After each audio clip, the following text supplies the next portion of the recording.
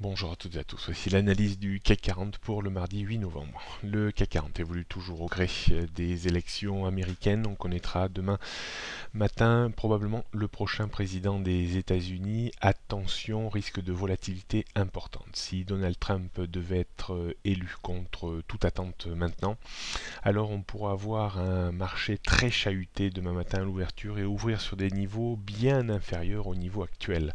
On pourrait casser même allègrement le niveau des 4300 points et aller tutoyer directement les 4000 ou 4100 points. Auquel cas, je pense qu'il faudrait quasiment acheter sur ce niveau sur une base court moyen terme, car je parierais bien pour les mêmes effets que pour le Brexit de juin dernier. Si Hillary Clinton est élue, ce que le marché semble de nouveau anticiper avec la reprise de ces dernières heures, alors on pourrait saluer la nouvelle, mais sans euphorie particulière à mon sens. On pourrait retrouver les niveaux élevés de ces derniers temps vers les 4530-570 points. On notera quand même l'ouverture du gap hier qui n'est pas comblé à ce jour entre 4400 dirons-nous et 4430 points, un gap d'une petite trentaine de points. Cela reste presque un petit peu plus préjudiciable que bénéfique, surtout si le marché devait continuer sa progression. On jette un coup d'œil sur les prochains repères techniques. Il y a une petite résistance entre 4470 avant de nouveau la résistance des 4500, puis 4550 et 580 points.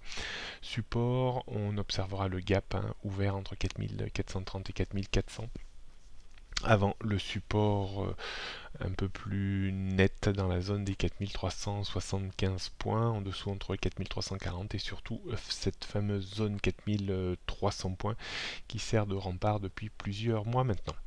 Tendance moyen et long terme inchangée, tendance court terme également inchangée par rapport à ces derniers temps.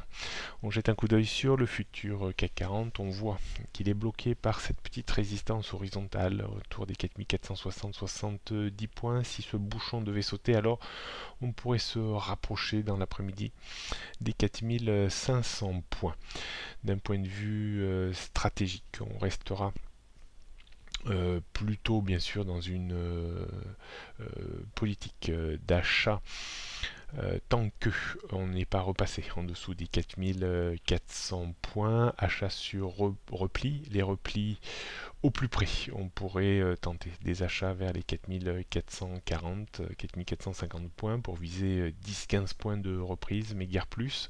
Si on creusait un petit peu la baisse, on pourrait s'appuyer sur le gap resté ouvert autour des 4420, 4430 points pour acheter, pour viser de nouveau un rebond réflexe vers les 4450 points.